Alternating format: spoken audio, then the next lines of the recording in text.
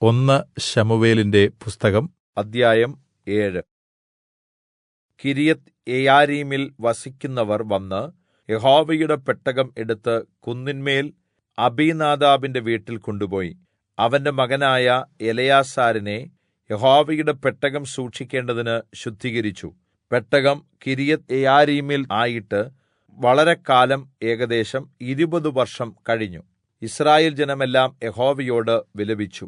അപ്പോൾ ശമൂവേൽ എല്ലാ യിസ്രായേൽ ജനത്തോടും, നിങ്ങൾ പൂർണ്ണഹൃദയത്തോടെ യഹോവയിലേക്ക് തിരിയുന്നു എങ്കിൽ അന്യദൈവങ്ങളെയും അസ്തോരോത്ത് പ്രതിഷ്ഠകളെയും നിങ്ങളുടെ ഇടയിൽനിന്ന് നീക്കിക്കളഞ്ഞ് നിങ്ങൾ പൂർണ്ണഹൃദയത്തോടെ യഹോവയിലേക്ക് തിരിയുകയും അവനെ മാത്രം സേവിക്കുകയും ചെയ്യുക. എന്നാൽ അവൻ നിങ്ങളെ ഫെലിസ്ത്യരുടെ കയ്യിൽനിന്ന് വിടുവിക്കും എന്ന് പറഞ്ഞു.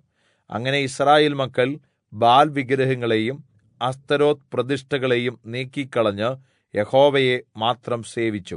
പിന്നീട് ശമൂവേൽ എല്ലാ യിസ്രായേൽ ജനങ്ങളെയും മിസ്പയിൽ കൂട്ടുവീൻ, ഞാൻ നിങ്ങൾക്കുവേണ്ടി യഹോവയോട് പ്രാർത്ഥിക്കും എന്ന് പറഞ്ഞു.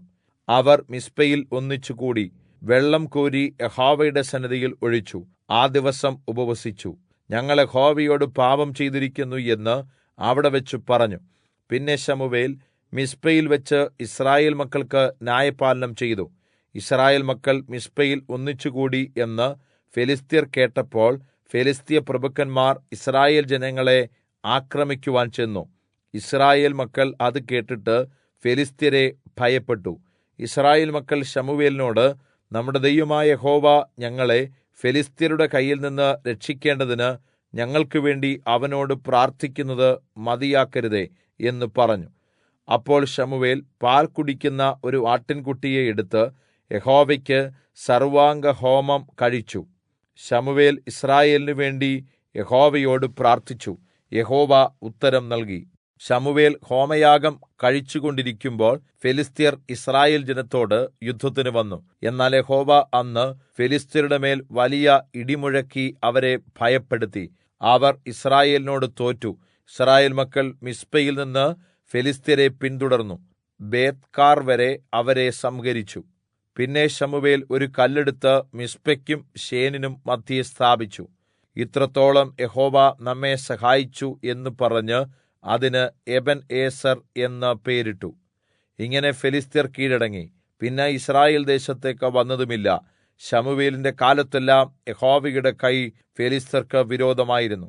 എക്രോൻ മുതൽ ഗത്ത് വരെ ഫെലിസ്ത്യർ യിസ്രായേലിനോട് പിടിച്ചിരുന്ന പട്ടണങ്ങൾ യിസ്രായേലിന് തിരികെ ലഭിച്ചു. അവയുടെ അതിർനാടുകളും യിസ്രായേൽ ഫെലിസ്ത്യരുടെ കയ്യിൽ നിന്ന് മോചിപ്പിച്ചു. യിസ്രായേലും അമോര്യരും തമ്മിൽ സമാധാനമായിരുന്നു. ശമൂവേൽ തന്റെ ജീവകാലം മുഴുവനും യിസ്രായേലിന് ന്യായപാലനം ചെയ്തു. അവൻ എല്ലാ വർഷവും ബേഥേലിലും ഗിൽഗാലിലും മിസ്പയിലും ചുറ്റി സഞ്ചരിച്ചു. അവിടങ്ങളിൽ വെച്ച് യിസ്രായേലിന് ന്യായപാലനം ചെയ്തിട്ട് രാമയിലേക്ക് മടങ്ങിപ്പോരും. അവിടെയായിരുന്നു അവന്റെ വീട്.